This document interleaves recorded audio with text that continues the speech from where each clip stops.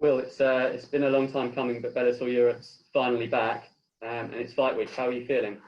I'm just fucking delighted it's finally here, man. You know, there's been a lot of uncertainty over the last 6 months, and just to get this opportunity, it's great. Like, and it's great to have anything happening at the moment, given what's going on in the world. So delighted, just grateful to be here, man. And it was a 6-week lockdown period. Just tell us how you kept yourself sort of mentally and physically fresh during that time. So I thought I actually had a fight in July. Shortly after the whole lockdown in Ireland started, America was fine, and Bellator offered me a fight in America. So I signed up for that, and I trained away for that as best I could. I had some Olympic weights in my garden, and I just did a lot of Olympic lifting, did a lot of running, did a lot of shadow boxing, and tried to meet up with whoever I could who was able to grapple and who was willing to kind of meet me and train. But yeah, it was tough for a long time there. There was about 3 months in Ireland where things were fully closed down between March and June. So it was challenging, but look, did the best we could with the circumstances. And just going back to Ireland and that Dublin card that you were on, you got the win that night, and shortly afterwards you called out Fabian Edwards, who's on this card. Is that still a fight that's very much in your sights? And are you seeing Saturday as a chance to show him what you can do? Yeah, 100%. Look, Kent's a solid fighter. I gotta get Kent out of my way first. But yeah, that's definitely a fight I want in the future.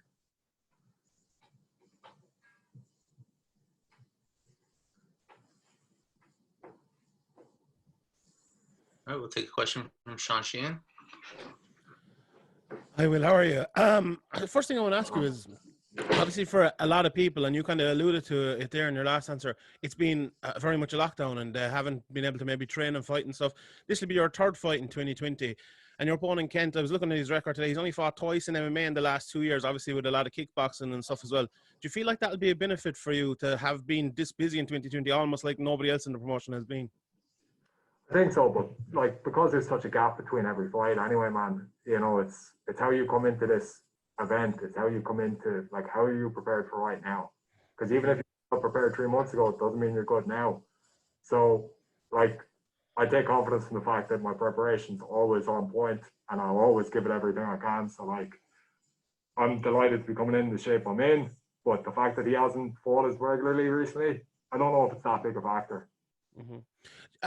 Speaking about those preparations, there maybe isn't a huge amount of big guys in SBG down through the years, but Carl Moore obviously come in the last few years, and Johnny Walker as well in this camp. How big a benefit has that been for you to have guys like that in your It's been great to have camp? Johnny over, and even have Carl down. Carl's my main training partner most of the year, and Carl's always there, and it's great to he's an incredible guy to have because he's such a good body and he's so solid. It's very hard to get at on him. It's very hard to take him down or anything.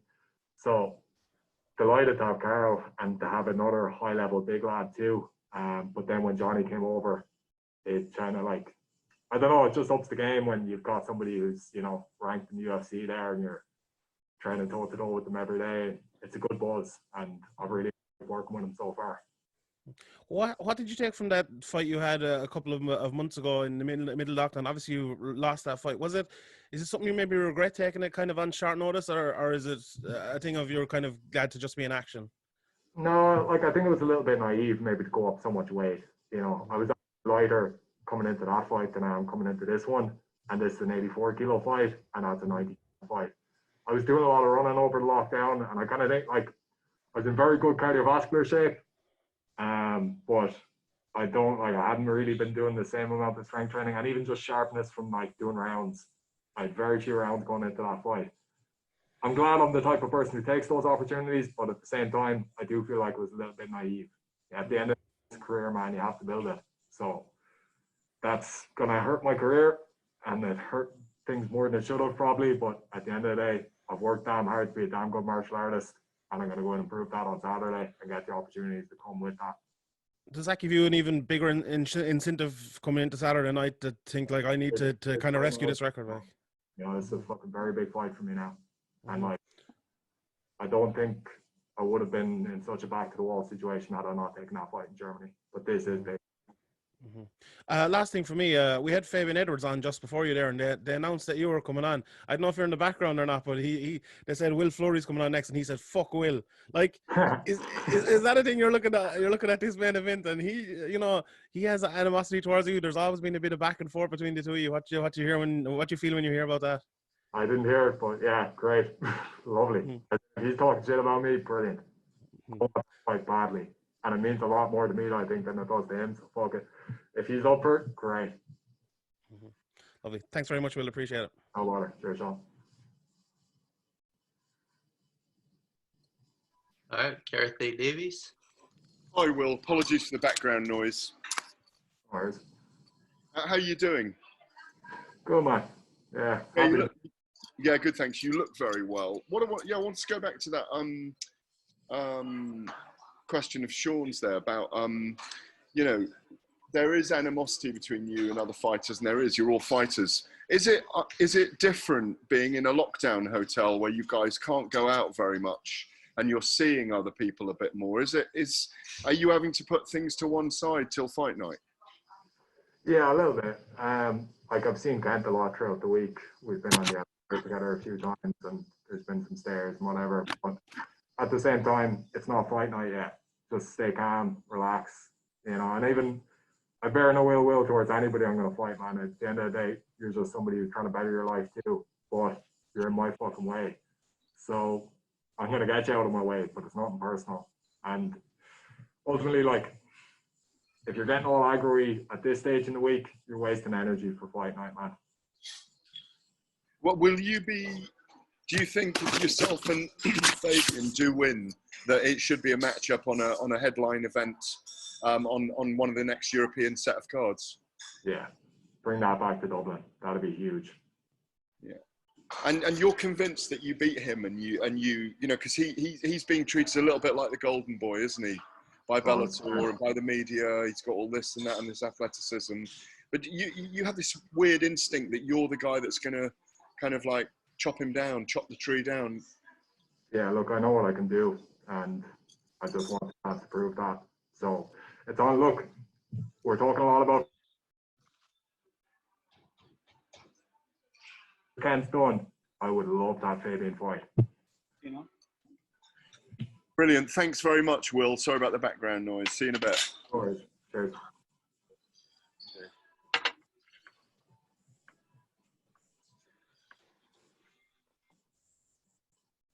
Tudor Leonte. Hello, sir. How are you? How you doing? I'm fine. Thank you very much. Given your fighting style and your opponent's fighting style, a lot of us are expecting fireworks from your fight. Do you think that he will stand and bang with you? Yeah, I think that's always his plan, man. He's a professional boxer in the past, and if you look at him, he's hurt a lot of the guys he's fought. He's dropped a lot of the guys he's fought. He has very heavy hands, and I have no doubt that his plan is to try and come in and clip me with the hands. It's been something that I've been caught with in the past, and I'm sure he sees that as his opportunity. So it's on me to stop that from happening, man. And I think he's going to want it there. I'm going to want a slightly different fight than that. So it's going to be an interesting battle. Like, can you please give us your pick on how the fight is going to end?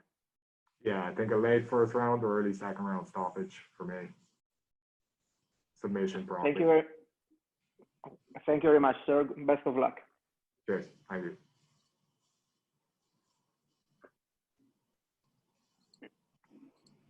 Gareth, have you come back into the queue?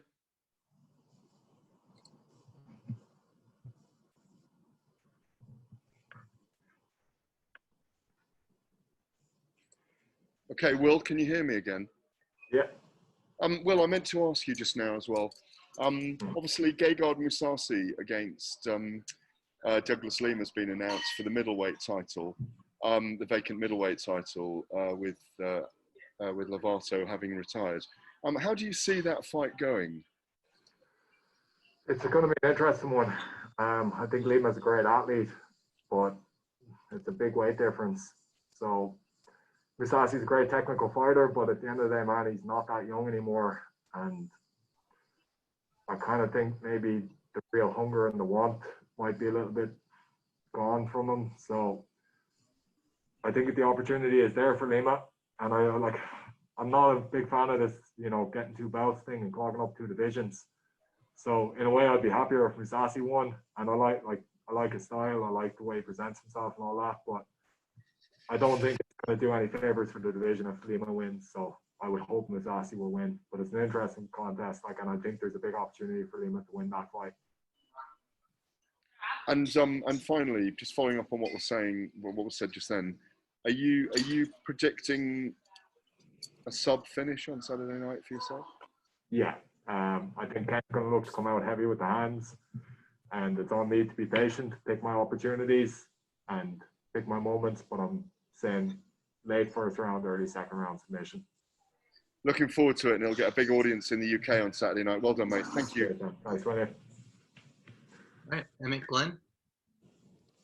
How you doing? Well, just one question in regards to Johnny Walker being in the camp. How has that helped you evolve your game? Is there anything you've taken from him that you're bringing into this fight tonight or tomorrow night?